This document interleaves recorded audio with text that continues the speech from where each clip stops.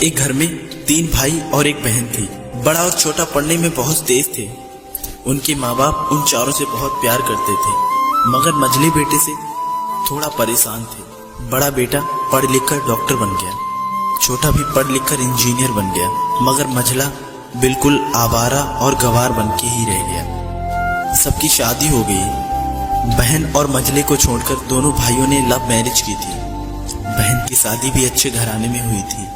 आखिर भाई सब डॉक्टर और इंजीनियर जो थे, अब मझले को कोई लड़की नहीं मिल रही थी। बाप भी परेशान और माँ भी परेशान।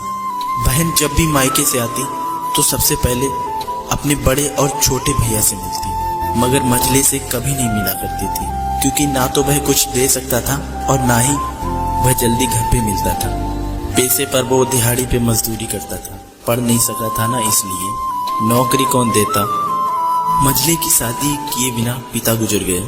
माँ ने सोचा कहीं अब बंटवारे की बात ना निकले, इसलिए अपने गांव की एक सीधी सादी लड़की से मंझले की शादी करवा दी। शादी हो जाने के बाद ना जाने क्या हुआ कि मंझला एकदम लगन से काम करने लगा। दोस्तों ने कहा, ये चंदू आज अड्डे पर आना। चंदू ने कहा, आज नहीं फिर कभी दोस्त। दोस्तों ने कहा कि शादी के बाद तू जैसे बीवी का गुलाम ही हो गया हो। चंदू बड़े प्यार से बोला, अरे ऐसी बात नहीं है, कल मैं अकेला एक पेट था, अपने रोटी के हिस्से कमा लेता था, अब 2 पेट हैं। घर वाले नालायक कहते थे तो चलता था, मगर मेरी बीवी मुझे नालायक कहे तो मेरी मर्दानगी पर एक भद्दी कालिक है। एक पत्नी के लिए उसका पति एक घमंड और एक उम्मीद होता है। उसके घर वालों ने भी तो मुझ पर भरोसा करके ही अपनी बेटी दी होगी, फिर उनका भरोसा कैसे तोड़ सकता हूँ। कॉलेज में नौकरी की डिग्री मिलती है और ऐसे संस्कार सिर्फ माँ बाप से मिलते हैं। इधर घर पर छोटा और बड़ा भाई और उनकी पत्नियां मिलकर फैसला करती हैं कि जायदाद का बंटवारा हो जाए, क्योंकि हम दोनों लाखों के बराबर कमाते हैं, लेकिन मंझला ना के बराबर कमाता है। ऐसा नहीं होगा। माँ के लाख मना करने के बाद बंटवारे की तारीख तय होती है। बहन भी आ जाती है, लेकिन चंदू है कि काम पे निकलने के लिए ही बाहर आता है। उसके दोनों भाई उसको पकड़कर भीतर लाकर बोलते हैं कि आज तो रुक जा, बंटवारा कर ही लेते हैं। वकील कहता है ऐसा नहीं होता है, साइन करना होता है। फिर चंदू अपने भाइयों से कहता है, तुम लोग बंटवारा करो, जो मेरे हिस्से में हो वो मुझे दे देना, मैं शाम को आकर अपना बड़ा सा अंगूठा चिपका दूंगा पेपर पे। बहन कहती है, अरे बेवकूफ, तू गवार का गवार ही रहेगा, तेरी किस्मत इतनी अच्छी है कि तुझे इतने अच्छे भैया और भाभी मिले। फिर माँ भी बोली कि अरे चंदू आज रुक जा।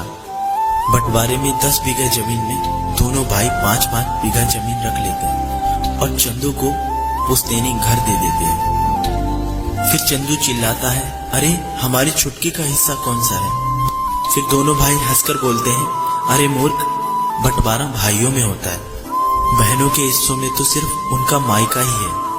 फिर चंदू बोलता है, शायद पढ़ा लिखा ना होना भी एक मूर्खता है। आप दोनों ऐसा करो, मेरे हिस्से की वसीयत मेरी बहन छुटकी के नाम कर दो। फिर दोनों भाई चकित होकर बोलते हैं, फिर तू?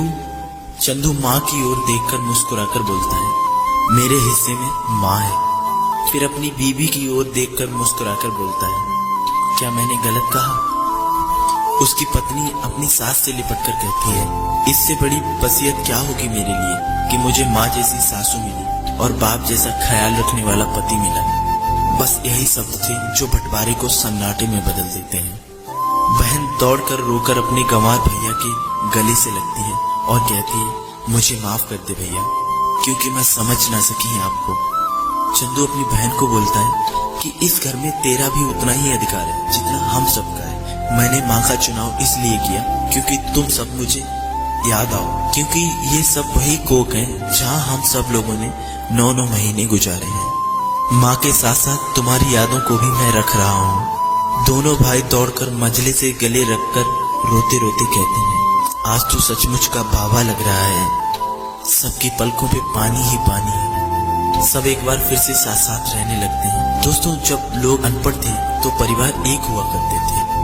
मैंने टूटे हुए परिवारों में अक्सर पढ़े लिखे लोग ही देखे हैं। दोस्तों ये वीडियो आप लोगों को कैसा लगा हमें कमेंट में जरूर बताइएगा। साथ ही साथ इस वीडियो को लाइक जरूर कीजिएगा और अगर आप हमारे चैनल पर नए आए हैं तो हमारे चैनल को सब्सक्राइब जरूर कीजिएगा।